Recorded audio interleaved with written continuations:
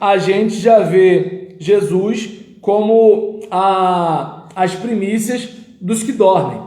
E quando nós nos deparamos com isso, nós vimos que esse Jesus discutido e debatido na história da teologia, ele, para nós, ele é a primícia. Ele é uma demonstração do que vai acontecer conosco à medida, muito obrigado, que a gente vai chegando até lá. Temos aqui no Facebook a Célia Alexandre, boa tarde.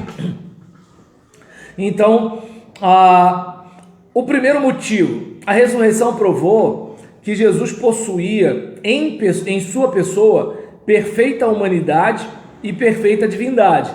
Lembra, subo ao meu Pai, vosso Pai, subo ao meu Deus, vosso Deus. Vá contar aos meus irmãos a boa nova, as boas novas.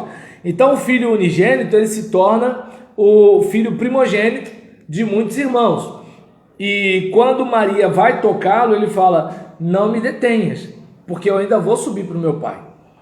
Então a gente vê alguém que tinha uma perfeita humanidade, no aspecto físico, sede, fome, no aspecto psíquico, emoção, chorava, ficava irado, ficava triste, angustiado, certo? No aspecto espiritual, precisava orar, mantinha sua comunhão diária com o Pai.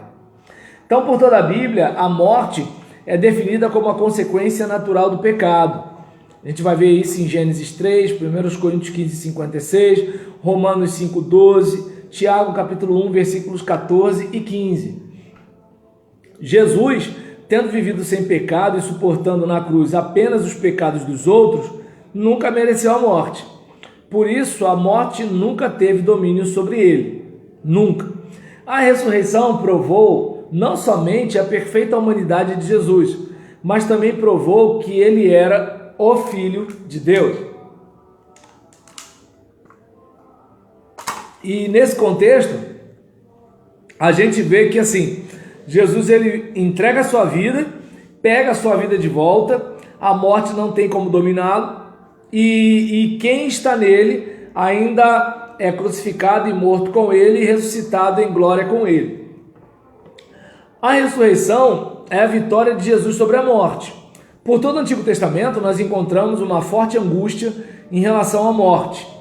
Se nós observarmos, há uma preocupação muito grande com morte, vide esse período que a gente está passando de pandemia, em que, por mais que a gente seja crente, a gente tenha fé, tá todo mundo, com o olho arregalado, porque todo mundo quer ver Deus, mas ninguém quer morrer, Então, a gente percebe que a morte, ela tem esse impacto, tanto que quando alguém quer parar alguém, ameaça de morte. Enquanto está na discussão, todo mundo bate boca. Aí quando o camarada puxa o revólver, acabou a discussão, entende?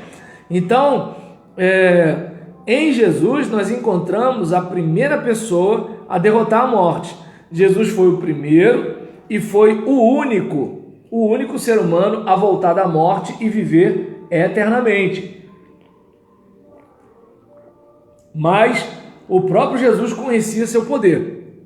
Ele morreu voluntariamente e por seu poder ressuscitou, vencendo a morte e demonstrando que nem ela, mais terrível das consequências do pecado, tem autoridade para tocá-lo.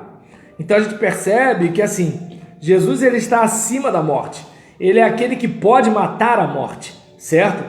E de acordo com 1 Coríntios capítulo 15, versículo 54 e versículo 55, Paulo descreve a vitória sobre a morte em termos de reversão daquilo que parece ser o destino humano.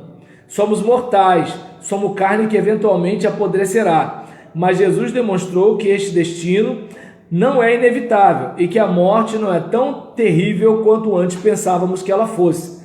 Ou seja, vai chegar aquele dia que aquilo que é corruptível vai ser revestido em corruptibilidade, aquilo que é mortal vai ser revestido de imortalidade e vai se cumprir a palavra que está escrita: tragada foi a morte pela vitória. E nós vamos poder declarar: onde está a morte, a tua vitória? Onde está o teu aguilhão?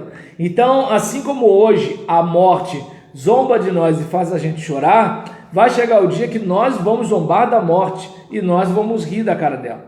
Entende? Isso por quê? Pelo que Jesus conquistou na cruz. E essa vitória exemplifica a abordagem de Deus em seu governo do mundo. Deus pode, muitas vezes, não impedir que males aconteçam, mas o mal que ele permite pode levar a um bem maior. É aquela questão do preço a ser pago. Então, você, por exemplo, está estudando para um concurso. Pô, você queria sair como todo mundo, você queria namorar como todo mundo, você queria jogar bola como todo mundo, mas você vai passar por um período de imersão por causa de uma colheita que você tem. Então, existem coisas ruins que vão se desdobrar em coisas boas para a gente depois. E essa é uma das coisas que Deus, ao permitir a tribulação, faz com a gente. A morte de Jesus poderia ser a maior catástrofe da história, mas foi, ao invés disso, o precursor para a maior vitória de Deus, a ressurreição de seu Filho. Vamos pensar aqui na ressurreição de Cristo, que foi o início da nova criação. Pequenos traços do gnosticismo permeiam o cristianismo. Rejeição do mundo material, lembra? O espírito é bom, a matéria é ruim. Nosso destino não é algum espaço etéreo e incorpóreo, alguma nuvem espiritual, mas a Nova Jerusalém desce do céu para a terra. Aí é nessa hora que alguém fica assim, não, mas negócio de viver na terra é coisa de testemunha de Jeová. Mas Apocalipse 21, versículos 1 e 2 diz que a Nova Jerusalém vai descer. E detalhe, e ainda diz o seguinte, né, que quando a trombeta for tocada, nós que estivermos vivos seremos transformados e os nossos irmãos que dormiram no Senhor serão ressuscitados. Então o que acontece? Esse corpo vai ser transformado, mas é esse corpo. O corpo do meu irmão que morreu vai ser ressuscitado, mas é o corpo dele. Então a gente percebe que o que vai para o céu não é uma fumaça, é um corpo. Assim como aconteceu com Jesus, foi um corpo lá para cima, certo? E não seremos almas desencarnadas. O pessoal tem mania de botar aqueles desenhos de um monte de Gasparzinho subindo assim, né? Não seremos almas desencarnadas, mas pessoas completas com corpos ressurretos. 1 Coríntios capítulo 15, versículo 42 a 47, diz que o que Paulo e outros autores neotestamentários deixam claro é que a morte e a ressurreição de Jesus constituem uma promessa, um sinal de que um dia seremos ressuscitados também. Paulo utiliza a expressão as primícias dos que dormem. Primícias eram os primeiros frutos, lembra? De uma colheita, é como se fosse uma oferta, um sacrifício a Deus. Cristo, de igual modo, foi dentre os seres humanos o melhor que já existiu, e ele foi ofertado a Deus em sacrifício. Já viram, tem uns videozinhos que circulam no WhatsApp, de que Jesus morreu para pagar ao diabo pela nossa salvação, meio que assim, a gente está na mão do diabo, e aí Jesus vai e faz um sacrifício, como se assim, olha, eu estou morrendo por eles, entende? Eu estou pagando a você, né, para poder resgatá-los da sua mão. E quando, por exemplo, que está em questão aqui, não é essa, é o próprio Deus pagando a dívida do homem com o próprio Deus.